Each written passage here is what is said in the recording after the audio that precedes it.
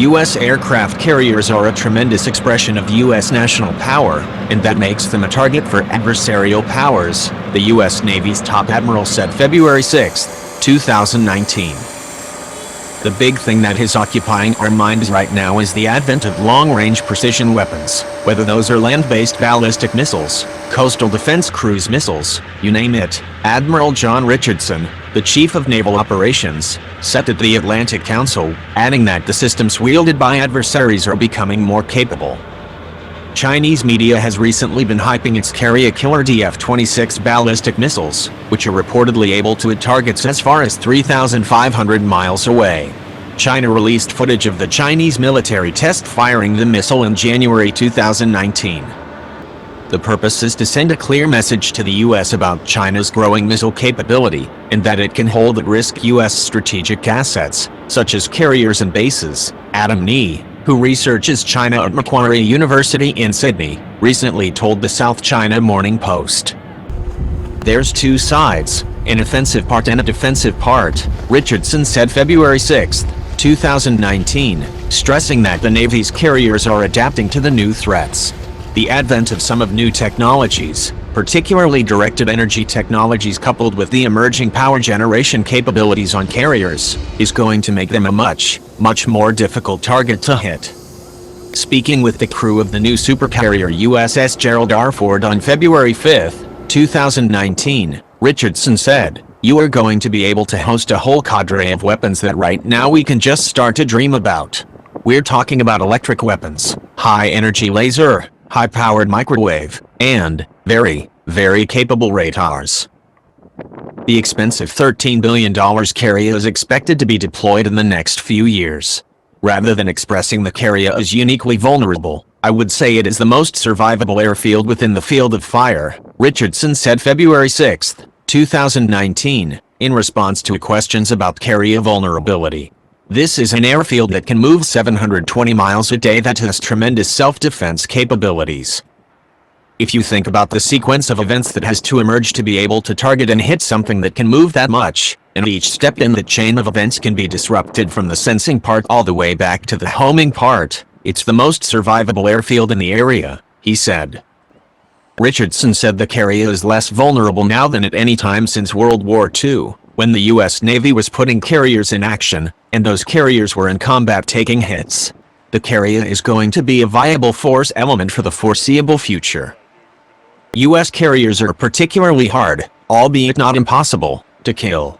It wouldn't be impossible to hit an aircraft carrier, but unless they hit it with a nuke, an aircraft carrier should be able to take on substantial damage, retired Captain Talbot Manville, who served as an aircraft carrier engineer and was involved in the design of the new Ford-class carriers, told Business Insider previously.